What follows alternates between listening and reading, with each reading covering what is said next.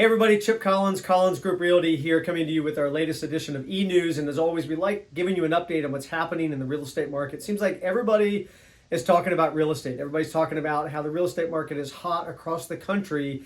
We talk with our friends that sell real estate all the way out to Hawaii and Chicago and DC and down in Texas.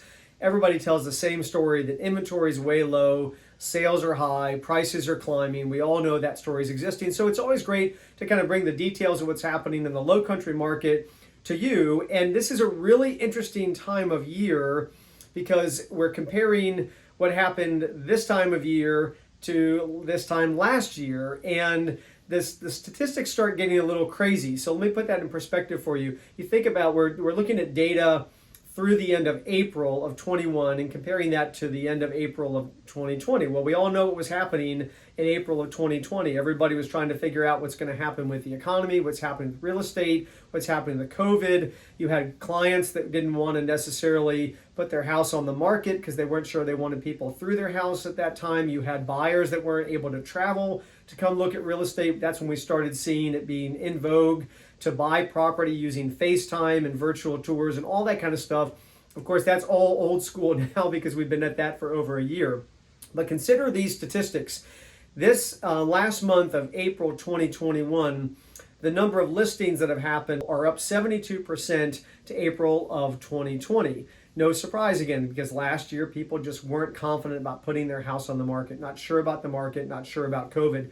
Meanwhile, the number of new pending sales that happened in just April of 21 compared to April of 2020, they're up 145%. So not only are we seeing a more robust market, but we're seeing this contrast between what happened in the quieter April of last year to the much more robust April of this year. Pulling that all together, the number of closed sales are up about 57% year-to-date 2021 versus 2020 all the way through April. So a very robust market. People talk about there's not enough listings, but the reality is there's plenty of listings that seem to be coming on the market. They just sell very quickly. So we're always really proud to be working with our buyers to be bird dogging the market, obsessing on real estate as we call it, looking at the inventory and making sure we're giving people the best advantage to buy it. The other things that we're looking for in terms of the marketplace, and everybody's talking about, is this a housing bubble? What's happening with real estate prices, etc.?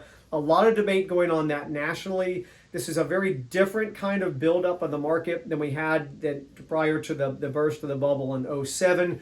So there's a lot of people that feel pretty confident that the equity that's in people's real estate now is much stronger than what was happening back in '07, and as such that we may not be really facing a real estate bubble. The other things that are happening is we're looking at what's happening in the federal government decisions and proposals on tax changes, 1031 tax deferred exchange.